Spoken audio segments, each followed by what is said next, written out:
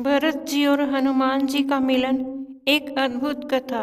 श्री राम के भक्तों में हनुमान जी और भरत जी दोनों की भक्ति अद्वितीय मानी जाती है। हनुमान जी सेवा, समर्पण और शक्ति के प्रतीक हैं, तो भरत जी त्याग और निस्वार्थ प्रेम का आदर्श हैं। यह कथा उस समय की है जब हनुमान जी हिमालय से संजीवनी बूटी लेकर लौट रहे थे और उनका भरत जी से मिलन हुआ। लंका में युद्ध और लक्ष्मण जी का मूर्छित होना। लंका में श्री राम और रावण के बीच भयंकर युद्ध चल रहा था। इस समय युद्ध में रावण के पुत्र मेघनाद ने शक्तिशाली अस्त्र चलाकर लक्ष्मण जी को मूर्छित कर दिया। जब लक्ष्मण जी अचेत होकर गिर पड़े तो श्री राम अत्यंत दुखी हो गए। विभीषण ने कहा कि अब केवल वैद्य सुषेण ही लक्ष्मण जी का इलाज कर सकते हैं। वैद्य सुषेण को बुलाया गया और उन्होंने बताया कि लक्ष्मण जी को बचाने के लिए संजीवनी बूटी की आवश्यकता होगी, जो हिमालय के द्रोणगिरि पर्वत पर पाई जाती है। हनुमान जी तुरंत इस कार्य के लिए भेजा गया। वे अपनी अद्भुत गति से उड़ते हुए हिमालय पहुँचे और पर्वत पर संजीवनी बूटी की खोज करने लगे, लेकिन वे बूटी को पहचान नहीं पाए, इसलिए उन्होंने पूरा पर्वत ही उठा लिया और लंका की ओर वापस चल पड़े। भरत जी ने आकाश में हनुमान जी को देखा। हनुमान जी अपनी गगन गति से उड़ रहे थे। वे अयोध्या के पास से गुजर रहे थे, जहाँ श्री राम के अनुज भरत जी तपस्या कर रहे थे। भरत जी को श्री राम से अत्यंत प्रेम था। जब श्री राम 14 वर्षों के लिए वनवास गए तो भरत जी ने अयोध्या का राज्य स्वीकार करने से इनकार कर दिया।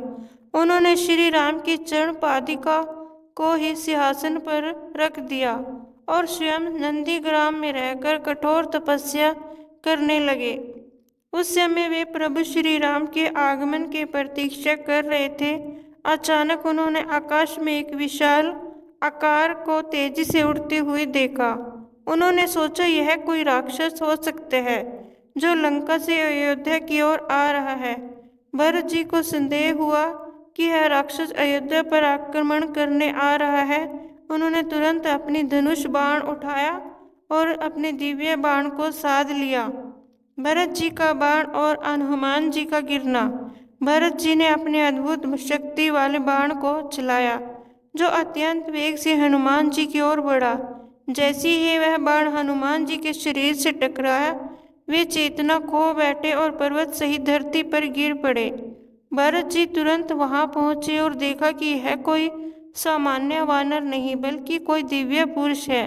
उन्होंने हनुमान जी को होश में लाने के लिए गंगा जल छिड़का।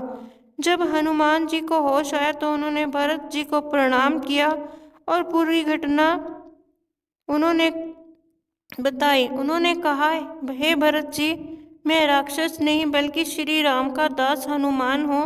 मैं हिमालय से संजीवनी बूटी लेकर जा रहा था, जिससे लक्ष्मण जी के प्राण बच सके। आपके बाण ने मुझे रोक दिया, लेकिन अब मुझे शीघ्र लंका पहुंचना होगा। भरत जी की विनम्रता और सहायता। भरत जी को यह सुनकर अत्यंत पश्चाताप हुआ। उन्होंने अज्ञानता में हनुमान जी पर बाण चला दिया।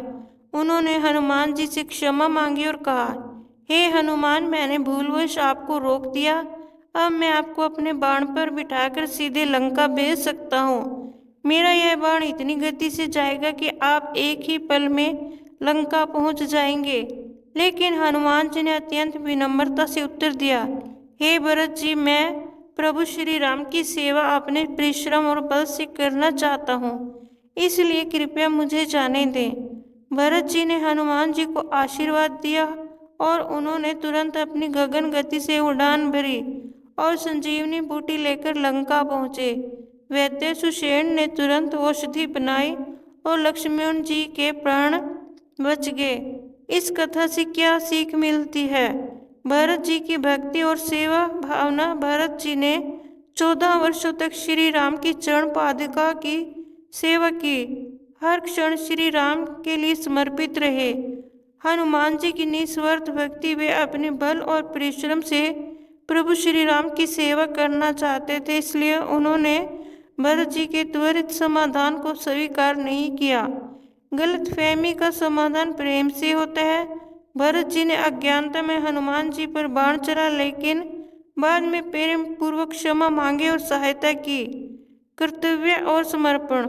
हनुमान जी ने बिना रुके बिना थके अपना कर्तव्य निभाया और समय पर लक्ष्मण जी की प्राण रक्षा की। निष्कर्ष, भरत जी और हनुमान जी दोनों ही प्रभु श्री राम के आदर्श भक्त थे, लेकिन उनकी भक्ति का रूप अलग था। भरत जी ने श्री राम की चरण पादुका की सेवा को ही सबसे बड़ा धर्म माना, जबकि हनुमान जी ने अपनी शक्ति और परिश्रम से श्री राम की सेवा को सर्वोपरि रखा। यह कथा हमें सिखाती है कि सच्ची भक्ति में अहंकार नहीं होता, केवल प्रेम, त्याग और समर्पण होता है।